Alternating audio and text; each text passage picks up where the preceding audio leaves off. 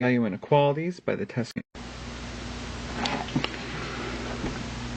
Alright, so we want to look at solving some more absolute value inequalities by the test point method. So in example 3, we have the absolute value of k minus 7 is less than negative 3. Now once again, I want to point out that this absolute value is going to be positive. So we have a positive number is less than negative 3.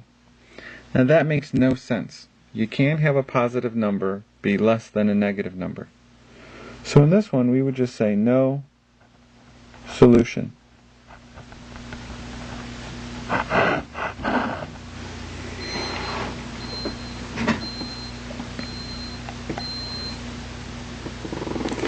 In example 4, the first thing we want to do is isolate the absolute value.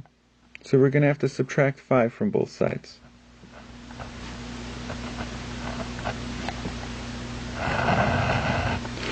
That's going to give us the new equation, or inequality, the absolute value of z minus 6 is greater than 5 minus 5 is 0. Now, we can do this by the test point method, but really I'd like to look at the absolute value first. Now, we know that the absolute value, the lowest it can be, is 0.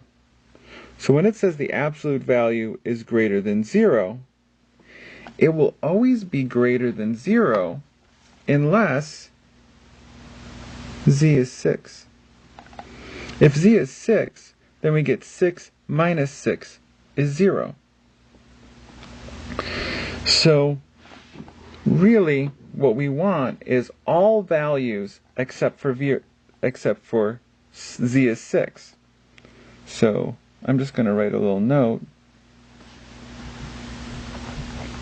All values of z except for 6 are solutions. Okay, so if we look at it on the number line then, and we graph z is 6. So we're saying that anything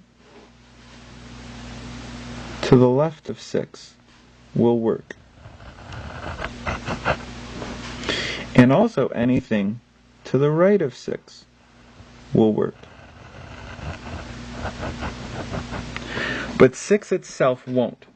And this is why. If we plug in z is 6, we get 6 minus 6 is greater than 0. Well, 6 minus 6 is 0, so we get the absolute value of 0 is greater than 0.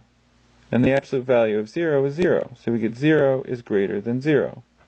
And that's false. 0 is not greater than 0. But anything else we plug in for z will give us a non-zero result. And the absolute value of any non-zero number is going to be positive. And a positive number is always greater than 0. Now the question is, how do we report this solution? Well, we can see that anything to the left of 6 will work. So that means from 6 all the way down to negative infinity will work. And notice that we're using a parenthesis on the 6 because we don't want to include 6. And then anything to the right will also work. So we're going to union that with 6 to positive infinity. So this says negative infinity to 6, not including 6. Union 6 to infinity, but not including 6.